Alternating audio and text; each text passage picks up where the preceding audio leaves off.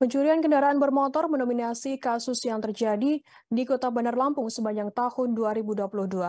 Demikian catatan Polresta Bandar Lampung yang dibeberkan dalam konferensi pers pada akhir tahun 2022. Selama tahun ini, total terjadi 502 kasus curanmor. Jumlah tersebut meningkat sebanyak 175 kasus dibandingkan tahun 2021, yakni sebanyak 327 kasus. Kepolisian Resor Kota Bandar Lampung melakukan konferensi pers pada Kamis 29 Desember. Seperti diketahui, kasus kriminalitas merupakan kasus yang paling menjadi sorotan dari kinerja kepolisian.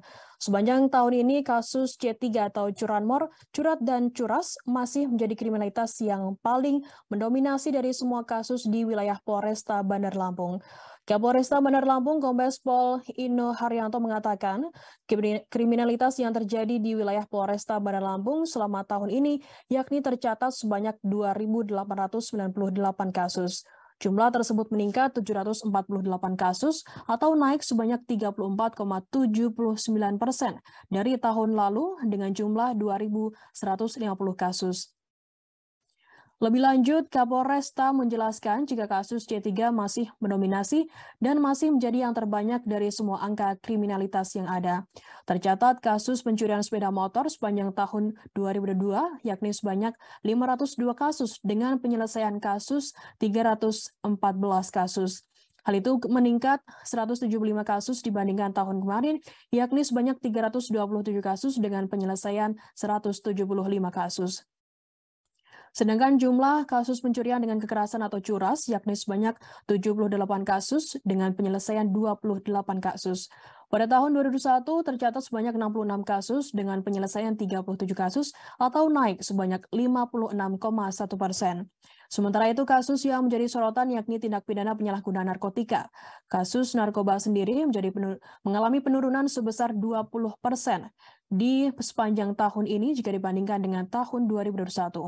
Pada tahun 2001, kasus narkoba tercatat 273 kasus, sedangkan pada tahun ini melanda yakni 217 kasus.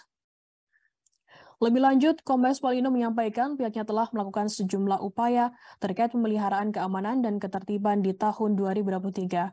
Adapun sejumlah upaya yang dimaksud yakni meningkatkan ungkap kasus dan menurunkan crime total, kejahatan konvensional, curas, curat, curanmor, dan juga narkoba. Kemudian melanjutkan program reformasi birokrasi Polri melalui pembangunan zona integritas, indeks kepuasan masyarakat, reformasi birokrasi Polri, dan program prioritas Kapolri. Lalu meningkatkan peran intelijen dalam rangka menciptakan situasi Kamtibmas di wilayah Kota Bandar Lampung yang kondusif. Selanjutnya meningkatkan partisipasi masyarakat melalui kegiatan Anjang Sana dan Pos Kamling. Yang terakhir, mencegah dan mengungkap kasus geng motor, tawuran, dan kejahatan jalanan. Terima kasih sudah nonton.